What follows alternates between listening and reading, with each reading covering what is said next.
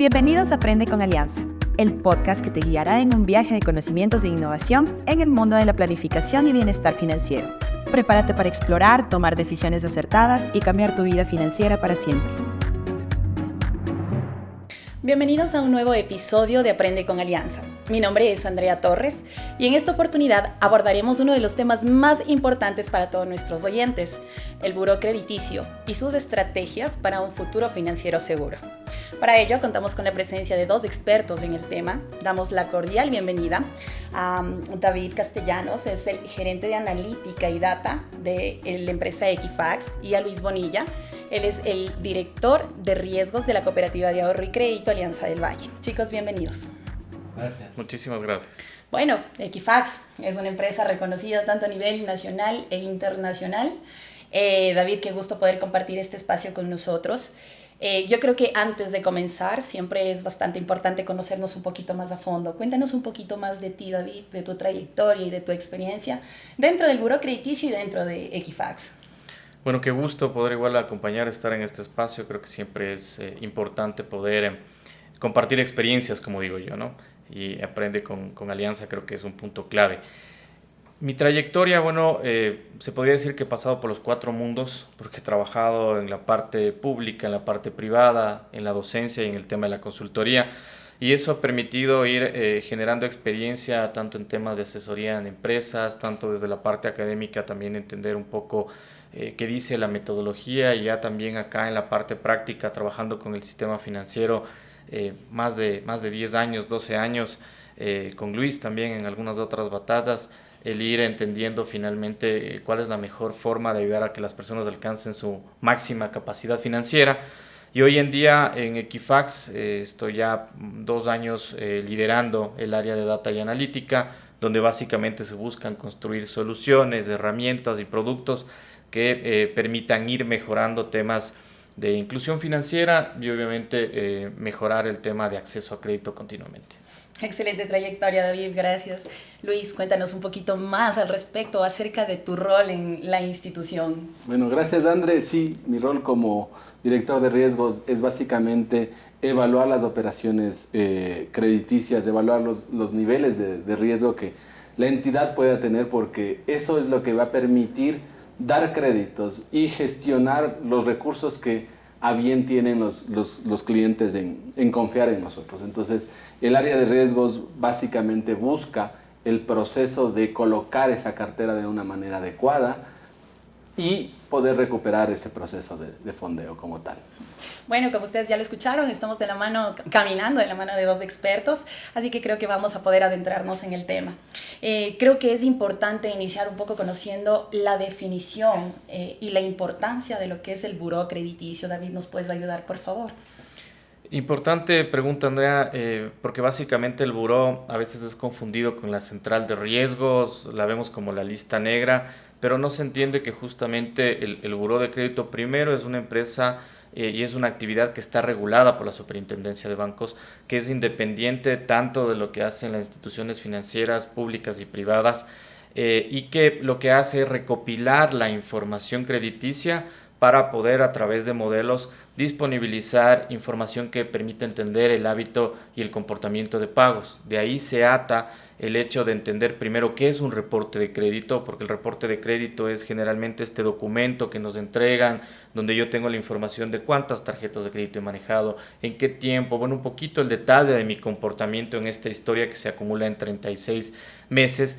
Y finalmente está el score, que a veces se piensa que el score es todo, y el score básicamente es un número, ¿no? Es el resultado de entender finalmente cómo la persona ha ido cumpliendo sus obligaciones, cuál es ese hábito de pago que finalmente determina en base a un score qué tan buen pagador es, ¿no? Entonces yo creo que con esos 3 puntos podríamos definir qué es un buró, cómo se aplica y entender finalmente también el resultado que entrega luego de una calificación. Perfecto, es decir, nosotros recopilamos una serie de datos, los procesamos, los analizamos y generamos un informe de crédito. ¿Esto es correcto? Se va construyendo y luego este se convierte a su vez en el insumo que dentro de las instituciones que otorgan crédito, lógicamente va a ser el material en función del cual se tome la decisión de otorgar o rechazar un crédito.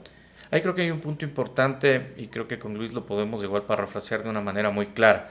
La información que se genera a través del buró es un input, es decir, es un insumo, pero no es básicamente el que determina si es que se le da o no se da el crédito, ¿no? Porque la institución analiza otros aspectos, analiza otro tipo de información, inclusive cualitativa, no solo información cuantitativa, a lo cual se agrega esta información o esta decisión que entrega el buró, que permite justamente a la institución tomar la mejor decisión. Con eso que quiero decir es que el buró no aprueba ni niega una operación de crédito, ¿no? Porque esto ya viene en función a la política y la decisión de crédito, ¿no?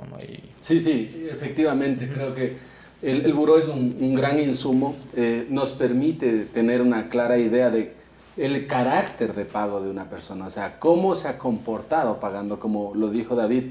Es importante entender que no es una lista negra, no el hecho de que nosotros estemos dentro del buró crediticio significa que estamos mal, sino significa que eso va marcando la historia de cómo nos hemos comportado en el pago.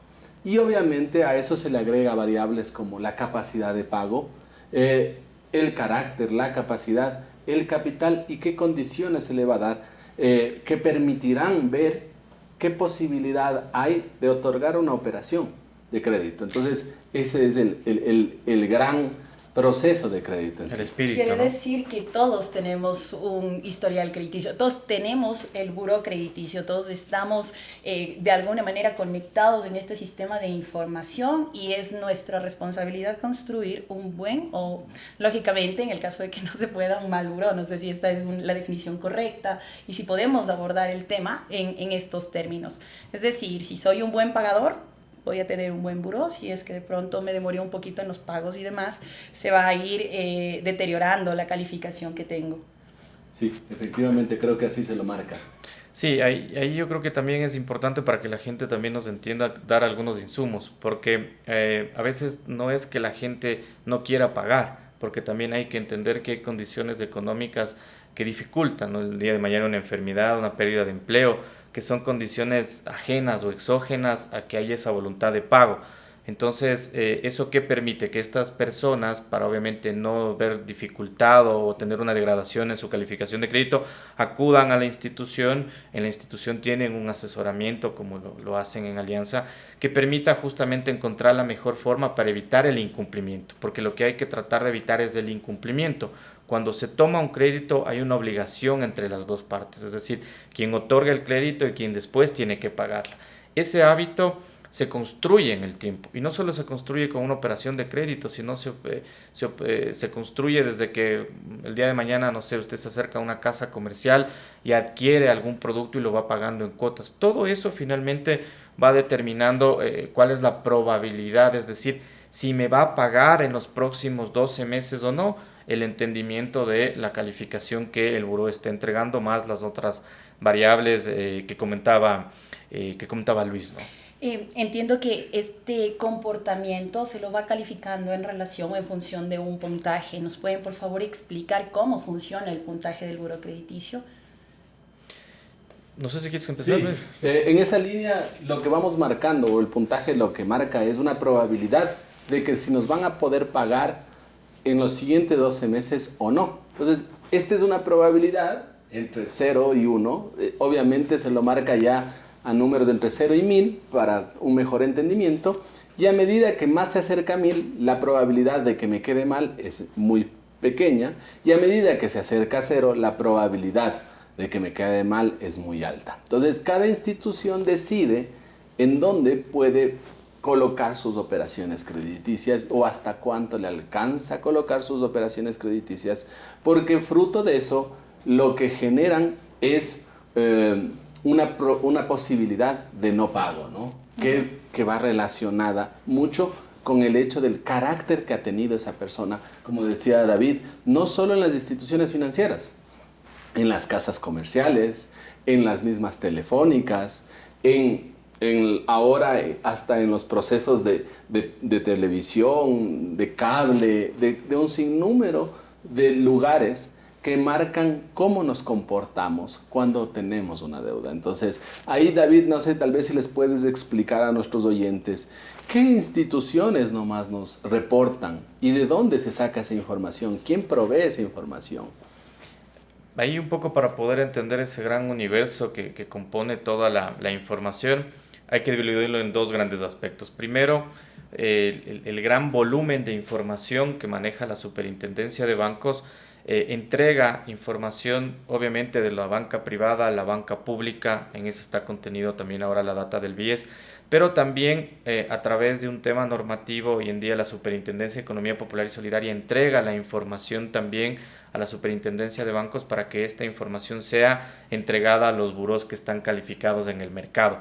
Eso en base a la información que viene desde los entes de control. Sin embargo, hay otro gran espectro que básicamente son las empresas o las compañías que reportan información. Entonces acá Equifax ha venido haciendo un trabajo continuo porque justamente como Luis mencionaba, por ejemplo, un servicio de televisión paga. Uno lo puede pagar prepago, pospago, ¿no? Y obviamente con esa condición significa que hay un tema de que yo tendré que pagar a fin de mes. Bueno, y esa información determina también un carácter de pago, sí, porque es una obligación. Yo estoy recibiendo el servicio de forma adelantada y al final de mes lo tengo que pagar. Entonces, todas estas empresas, retails, básicamente se convierten en aportadores, donde nosotros hemos venido trabajando durante los últimos 20 años acá en Ecuador para recopilar información de todos estos otros sectores que finalmente permiten entender inclusive a personas que no necesariamente están bajo inclusión o como se dice vulgarmente también bancarizadas, cuál es su hábito de pago. Y cuando uno tiene esa información de estos otros aportantes que también enriquecen, permiten entender cuál ha sido su comportamiento, cómo han ido creciendo en el tiempo, van madurando, que es lo más bonito, ¿no? Y después de eso están en la capacidad de poder saltar al tener un crédito o un microcrédito ya en una institución financiera que finalmente después obviamente les abre las puertas, ¿no? Ok. David, ¿qué pasa si una persona de pronto no pudo cumplir con sus obligaciones en una empresa que no necesariamente sea una financiera, una empresa que provee un servicio de otra naturaleza, la misma televisión paga como lo estamos abordando en este ejemplo, y me acerco a una institución financiera a solicitar un crédito? Lógicamente mi buró se va a ver afectado porque incumplí con una obligación. ¿Cuál sería el mecanismo para yo poder mejorar mi calificación en el buró crediticio? Usualmente, ¿qué es lo que hemos visto? Es que de esas deudas pequeñitas, hormigas, nos olvidamos. Cancelé, entregué los equipos, pero nunca terminé de pagar, no sé, algún valor que quedó como remanente. Son los típicos casos. Entonces, justamente cuando voy a la institución, estas deudas a nivel de número de días se van acumulando, ¿no? Y hemos visto casos a veces de 300, 400 días que está ese mal registro ahí, porque hay que entender que en los 36 meses se acumulan registros buenos y malos y en función a eso voy determinando el comportamiento. ¿Qué es una oportunidad? Cuando yo detecto inmediatamente que tengo esa afectación, tomo mi reporte de crédito, entiendo y veo cuál es la deuda, tengo que inmediatamente acercarme a la institución, cancelar, pero no es que inmediatamente yo voy a mejorar mi puntaje, sino que el proceso que uno tiene que hacer es seguir construyendo buen hábito. Entonces muchas veces la recomendación es tome otro crédito corto, pague una plancha a crédito, porque eso va sumando buen comportamiento para que usted vaya pagando. Y en el tiempo eso va equilibrando, va balanceando, ¿no? Y después vamos viendo esos cambios para que justamente después las instituciones los tomen ya con un mejor puntaje y se abra esta disponibilidad de crédito. Okay, es importante conocer este detalle y yo creo que en función a lo que muchas veces se escucha en el mercado, ¿no? Una de las recomendaciones entonces que podríamos dar a nuestros oyentes es que cada uno es responsable de mejorar este historial crediticio. Coméntanos acerca del tema que se escucha muchas veces, ¿sabes qué? Yo te puedo ayudar a mejorar tu puntaje de crédito. Esto, ¿cómo se lo tienen que manejar?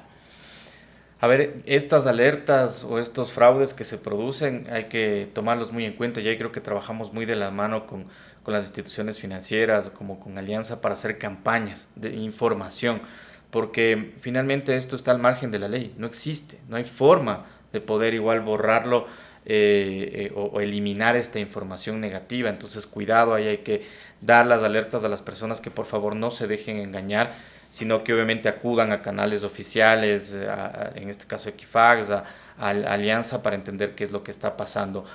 ¿Por qué? Porque como comentamos, la forma obviamente de recuperar ese buen historial crediticio que yo lo tengo que cuidar es básicamente alimentándolos. Es decir, yo tengo que, como con una planta, empiezo a regarla, ir sembrando, ir viendo que tenga buena luz, que tenga agua, permite que haya un desarrollo continuo en el tiempo. Pero si el día de mañana la olvidé, la dejé un mes abandonado, capaz regreso y está podrida, está complicada, ¿no? Perdón ahí el ejemplo, pero para poder darle una idea muy clara, lo mismo sucede, ¿no?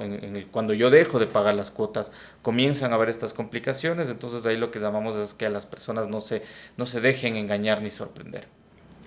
Sí, efectivamente, creo que ese es uno de los muy buenos consejos, porque muchas de las personas piensan que no hacer uso del crédito es también generar algún proceso incorrecto, ¿no? Creo que el crédito siempre permite cumplir sueños, y el pasar a un buró crediticio le permite también oportunidades. Vemos que clientes que tienen un muy buen historial crediticio se benefician de muchas campañas, no solo con nuestra entidad, con muchas otras entidades en la oferta de nuevos productos y nuevos servicios, y creo que eso es importante.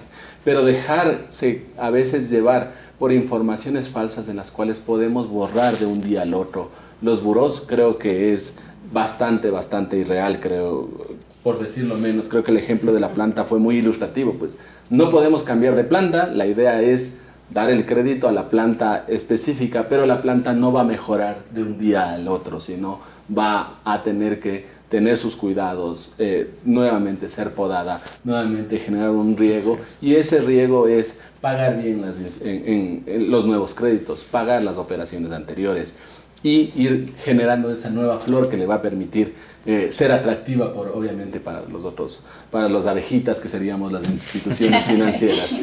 Saben que en este momento se me ocurre un ejemplo práctico. ¿Qué pasa si yo necesito un crédito, me acerco a una institución financiera y resulta de que he sido reportada al buró de crédito, pero yo tengo la seguridad de que realice mis pagos? Es posible que existan errores en la información que se reporta al buró.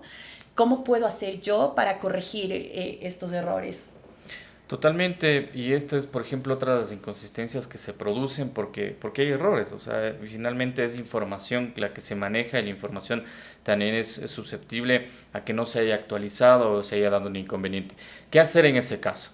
Entonces, si finalmente yo tengo el comprobante, sé que he pagado, pero finalmente voy al buró y me reporta, por ejemplo, que en el servicio de Telefónica todavía tengo deuda de 3 meses cuando yo ya la cancelé, y eso me impide que yo pueda obviamente acceder a un crédito y existe una afectación como persona natural en ese caso, yo con esa información puedo pedir una rectificación, en este caso acercarme a la superintendencia de bancos o a la superintendencia de compañías para solicitar que la institución que hizo el reporte, porque hay que recordar que nosotros a nivel de Buró o Equifax solo recibimos la información, no es que nosotros la llenamos o algo por el estilo, simplemente somos receptores, la vuelva a cargar, genere obviamente esta corrección como corresponde, esa información nuevamente viaja, y una vez que viaja nuevamente entra a los modelos, entra a la información, se vuelve a recalcular, y con esto obviamente se evita, ¿no? o se genera el hecho de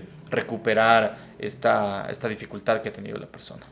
Sí, y creo que ahí algo importante también, aparte de los errores, creo que es las personas que a veces no tienen ningún historial crediticio, ¿no? que están naciendo en su vida bursátil, llamémoslo así, o en su vida financiera, y que es la primera vez que tienen un crédito o que quieren acceder a un crédito. Pues ahí las instituciones financieras estamos prestas a ayudar. Obviamente es un proceso de generar nuevamente un manejo financiero, y para eso Alianza creo que tiene muy buenos asesores que nos van a permitir ir alineando, pero también depende mucho del cliente, del socio, ir pagando esos pequeños créditos, esos nanocréditos que existen ahora, pequeños créditos de $200, $300 con cuotas muy bajas, pero que demuestran nuestro carácter de pago. Correcto. Eso para mí creo que es importante mencionar, porque eso nos va a permitir educar mucho a las nuevas personas, a las nuevas generaciones que vienen detrás tomando créditos y que mañana serán los empresarios del futuro. ¿Sabes qué? Y se me ocurren las preguntas en el camino, es porque precisamente de la experiencia hay jóvenes, bastante jóvenes, que de pronto quieren acceder a un crédito y no tienes historial crediticio. Como institución, por ejemplo, ¿cómo hacemos para impulsar el beneficio a estas personas? Claro, la institución, obviamente, al no tener ya información crediticia, lo que nosotros evaluamos es mucho su capacidad de pago, o sea, cuánto puede pagar en función de qué ingresos tiene como fijos o permanentes y qué gastos también son fijos o permanentes. Ese análisis o esa evaluación ya lo hacemos uno a uno los casos y obviamente los montos van en función de este proceso. Pero creo que una de las cosas que busca Alianza es incorporar a que esas personas no busquen crédito informal, que ese crédito informal a nivel de costo financiero es muy elevado. Y eso no les va a permitir desarrollarse. Y eso es algo que debemos entender mucho cuando hablamos de tasas de interés. Porque las tasas de interés de una entidad financiera están reguladas. Sin embargo, las tasas de interés que están cobradas por agiotistas o por personas fuera de la ley, pues son muy altas, pero son muy engañosas en el término de marketing, ¿no? o de promoción, ¿no? Simplemente te doy $100, me pagas $2 y parecería que sí es muy bajo. Sin embargo, si hacemos un análisis de la tasa, pues llegan a pagar tasas de 3.000, 4.000%. Creo que había visto en uno de sus estudios, Daniel. No sé, David, no sé si lo puedes hablar. Sí. A ver, finalmente, bueno, hace 3 años hizo un estudio del Chulco, que es básicamente algo que sabemos que opera, que está en las sombras, que está ahí presente en el mercado. Y alguna de las conclusiones importantes que se obtenía es que generalmente las mujeres cabezas de hogar son las más afectadas, ¿no? Porque generalmente ellas por condiciones socioeconómicas han tenido mayor dificultad de acceder, aunque hemos visto que en el tiempo eso ha cambiado. Pero como Luis bien mencionaba, como finalmente no se les da un porcentaje, ¿no? Porque la gente a veces 10%, 20%, 100, dice son $10, no es nada. Pero el cálculo que nosotros hicimos en el estudio reflejaba que había una tasa de interés del 10% diario, que ya trasladándolo de forma mensual eran 100% y anualmente esa tasa llegaba al famoso 1.238%, que si uno lo ve, o sea, prácticamente es algo inconcebible, porque lo que sucedía, al menos en esos casos, es que las personas que tienen negocios y comercios están trabajando para pagar al chulquero y no trabajan para vivir. Y hay una conclusión que creo que es importante en la reflexión que hacía Luis, es que no hay crédito más caro que el que no existe. Así es. Entonces, dar esa oportunidad a esas personas que no se pueden visualizar, ahora sí se las puede hacer. Hay un score, por ejemplo, de inclusión en el que Equifax utiliza data alternativa.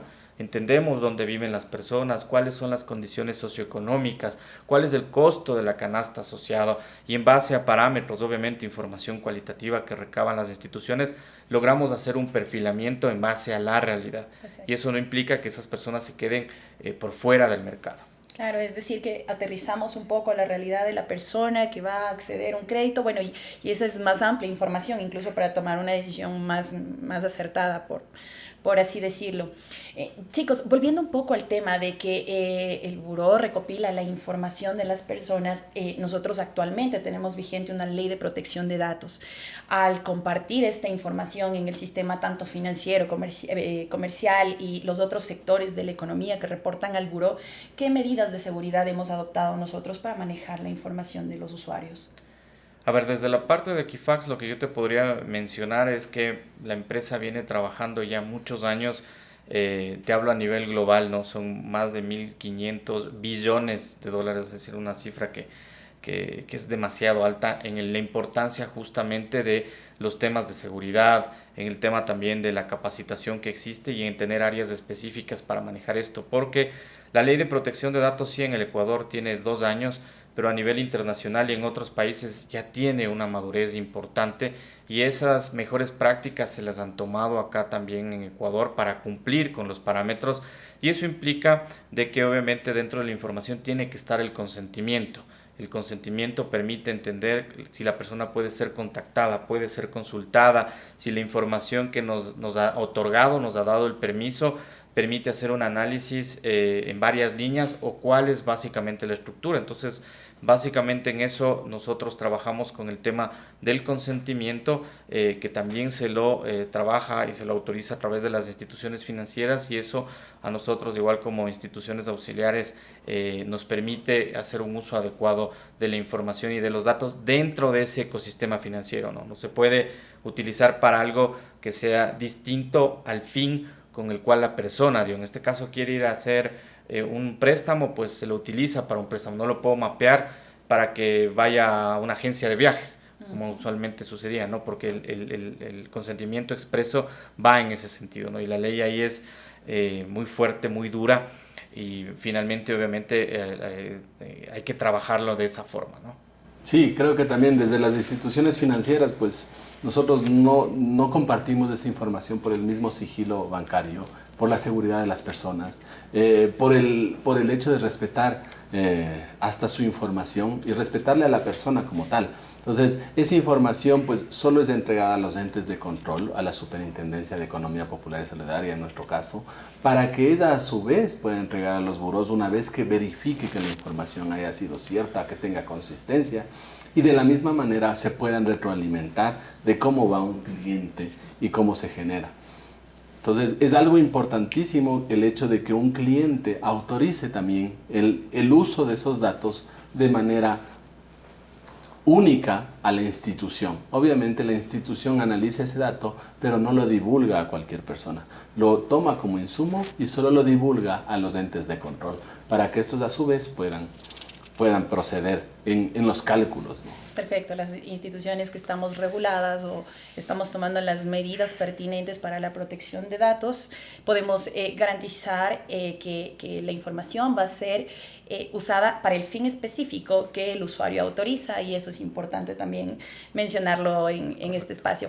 Yo creo que, chicos, hemos abordado de manera general, creo yo, algunos insumos, y sí me gustaría que ustedes, que son expertos en el manejo de este tipo de información, pongamos sobre la mesa algunas recomendaciones o algunos tips que podemos nosotros transmitirlos a nuestros oyentes para que puedan aprovecharlos en la administración de sus recursos económicos. Sí, creo que uno de los tips más importantes creo que es construir un carácter de pago. Y ese carácter de pago pues viene delineado de que todas nuestras deudas son honradas, con la finalidad de acceder a mejores promociones, ¿no?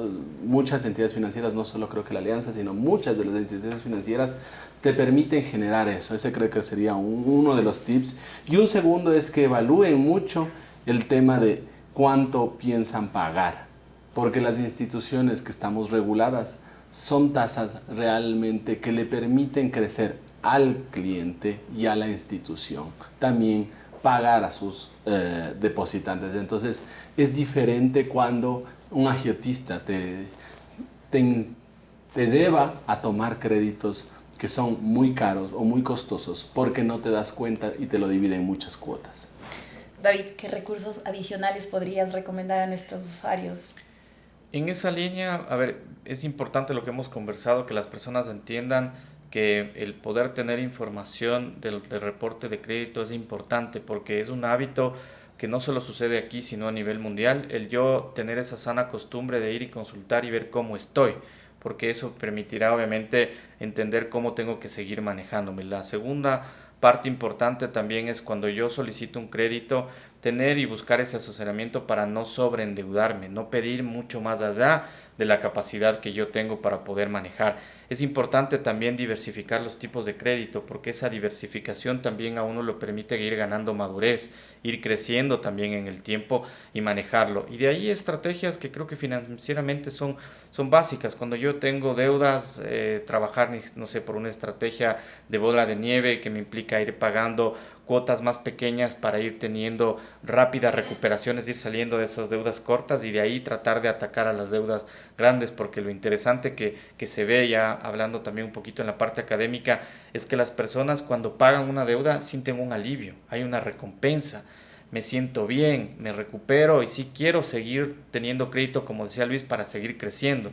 Entonces, eso se puede trabajar con esa estrategia. Si yo tengo una capacidad de pago un poquito más alta, puedo trabajar por una estrategia avalancha, que quiere decir sacarme rápidamente esos intereses quizás que son un poco más altos pagar esas deudas, tener obviamente una tranquilidad de ir liberando mis obligaciones, y quizás puedo también ese espacio destinarlo para un negocio propio, y eso me da un abanico de trabajo que, como digo, finalmente parte desde el hecho de que yo tengo que organizar un presupuesto. Luis lo decía en un inicio: cuánto gano, cuánto son mis gastos fijos, sobre eso tener una definición y buscar obviamente que la cuota financiera se adapte a lo que yo tengo, para evitar, como decíamos, el día de mañana un tema de un impago y tener que deteriorar mi historial crediticio.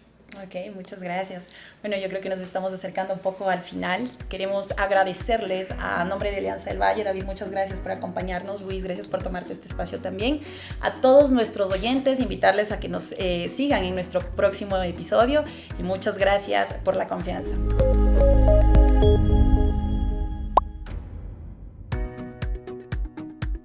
Para conocer más sobre nuestros productos y servicios, visita nuestra página web www.alianzadelvalle.fin.es y encuéntranos en nuestras redes sociales como Cooperativa Alianza del Valle. Gracias por ser parte de nuestra comunidad y nos vemos en un próximo capítulo.